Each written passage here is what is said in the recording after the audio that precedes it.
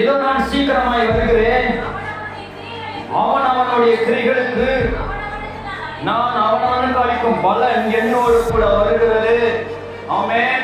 ஒரு பலன் வருது, ஒரு ஆசீர்வாதம் வருது, ஒரு பெரிய சஞ்சலம் வருது, பெரிய ஒரு கவலம் வருது, ஒரு பெரிய பயம் வருது, பெரிய திகில் வருது, பெரிய ஒரு நடுக்கம் வருது.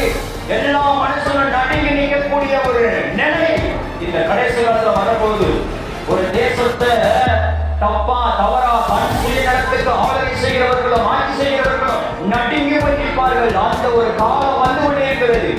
அதான் இயேசுவினுடைய வருகையின் காலம். அல்லேலூயா. அவன் அவனுடைய கிரியைகளுக்கு தக்க பலன் பரலோகத்தில் இருக்கிற தேவனிடத்திலிருந்து வரும். ஒரு மனிதனும் தப்ப முடியாது. அல்லேலூயா. தேவனுக்கு மகிமை உண்டாகட்டும். 27வது வசனத்துல நீ மேல் வசனம் 22 அதிகாரத்துக்கு மேல 27வது வசனத்தை வாசித்து பாருங்க.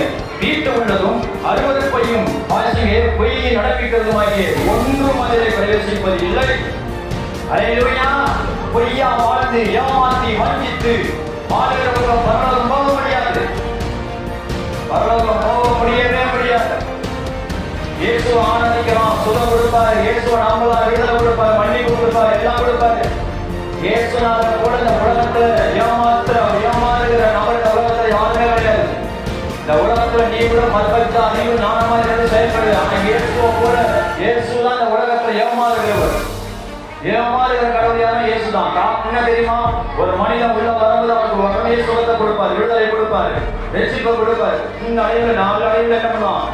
பின்மாற்றம் அடைந்து உலகத்தை நோக்கி ஓடிடுவோம்.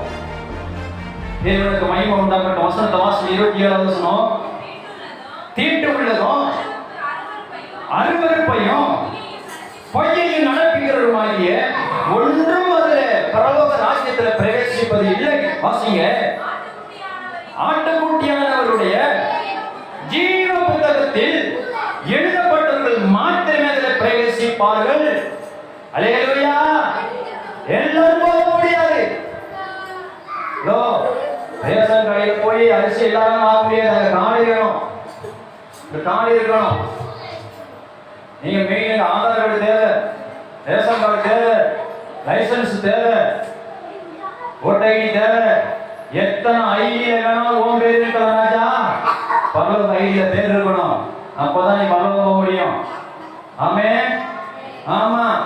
நீங்க இந்த உலகத்துல வேணா காடை ஏமாத்திட்டு லஞ்சம் கொடுத்துட்டு காடை என்ன வேணாலும் பண்ணிட்டு வேணா இந்த உலக வாழ்க்கையில வாழலாம்.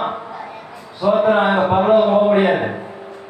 அங்க ஒரு காடு இருக்கு, அங்க ஒரு புத்தகம் இருக்கு. அந்த புத்தகத்துல உன் பேர் இருக்கணும், அங்க உன் பேர் வாசிக்கப்படணும்.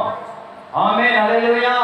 வேதம் சொல்லுது, பைபிள் வசனம் சொல்லுது, தேவனுடைய வார்த்தை சொல்லுது, பிசாசு ஓடுவதனால நீ சந்தோஷப்படாதே, உன் பேர் ஜீவ புத்தகத்தை இழுப்பதனால பேய் ஓடுது, அதனால சந்தோஷப்படணும் சொன்னார்.